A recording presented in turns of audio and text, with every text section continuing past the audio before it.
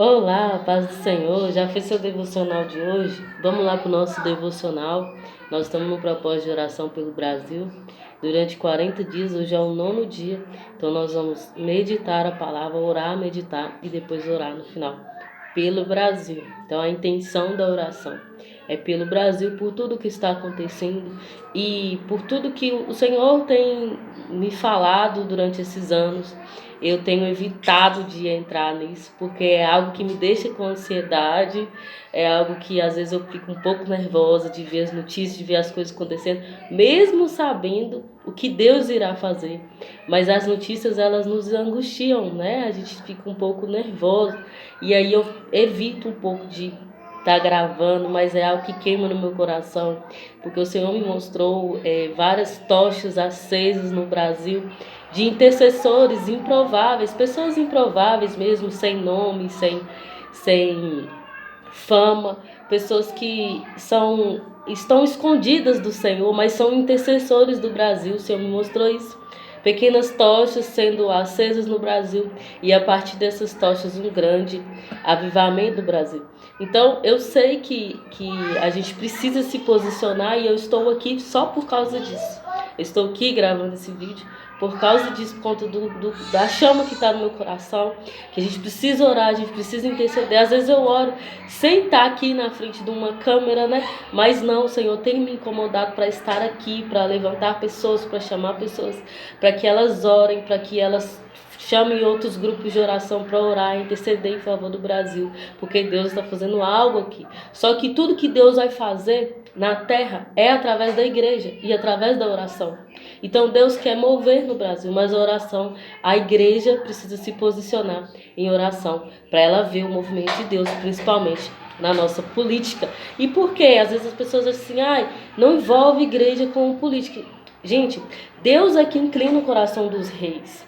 Então Deus escolheu Davi como rei de uma nação. Deus colocou Daniel como estratégia na Babilônia. Ele foi levado para lá, mas ele foi usado por Deus lá. E ele tinha um cargo lá político na Babilônia. Então, separar Deus da política, talvez é por isso que nós chegamos no estado que nós chegamos no Brasil, porque a igreja, ela separou Deus dos governos e quis ir para um outro caminho. E aí nós chegamos ao estado que nós estamos. Nós temos uma igreja crescente, uma igreja que prospera, porém na área da política nós estamos errando em algo. Tá errado, a justiça está sendo corrompida. Nós servimos um Deus justo. Por que nós temos um rei ou um governante injusto, que tem feito coisas, oprimindo o povo, aumentando impostos, tornando a vida do pobre mais difícil, se a Bíblia nos recomenda cuidar do pobre e da viúva? Então por que isso está acontecendo? Que muitas das vezes nós, crentes, nós nos separamos da política. Nós precisamos novamente ter uma mentalidade de crise de governo. Não só de sacerdote, não só de ministrar ao Senhor, não só de estar na presença do Senhor, que é algo que a gente consegue fazer bem. Eu escutei isso do pastor Ricardo Robortella. Se você puder seguir ele também, ele tem palavras fortes para o Brasil. Deus tem falado muito com ele. Ele é um intercessor do Brasil. Ele também ora há muitos anos para que Deus faça um mover no Brasil. Então, nós sabemos chegar à presença de Deus, mover, cultuar o Senhor, mas muitas das vezes nós não sabemos governar, chegar a esse lugar de governo. E Deus quer fazer as duas coisas para nós: saber governar e saber entrar na presença de Deus. Que aí o Brasil vai ver o grande avivamento, que são reis justos, são homens e mulheres que praticam a justiça do Senhor.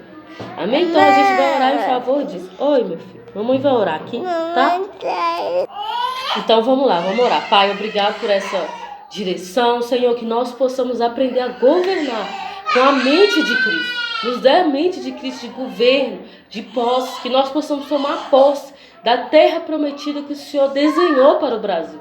Levanta essas pessoas como Josué e Caleb, que acreditam, que não vão olhar as más notícias, que não vão murmurar e nem reclamar, mas vão olhar para a promessa do Senhor e vão alcançar aquilo que o Senhor desenhou para o Brasil.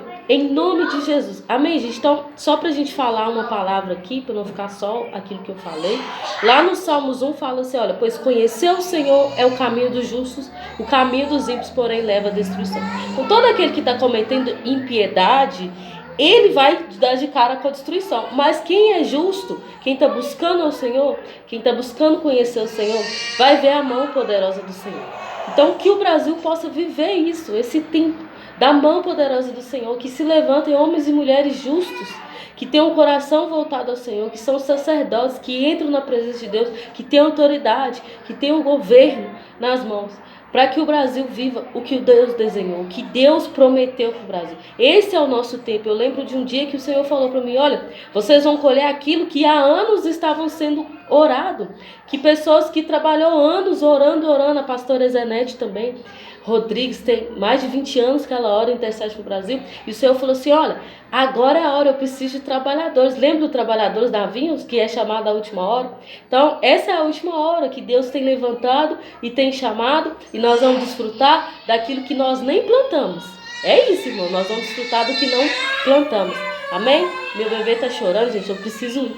Mas ore, interceda e entre juntos nessa corrente pra gente orar e interceder pro Brasil, porque eu sei que Deus já está fazendo. Que Deus te abençoe.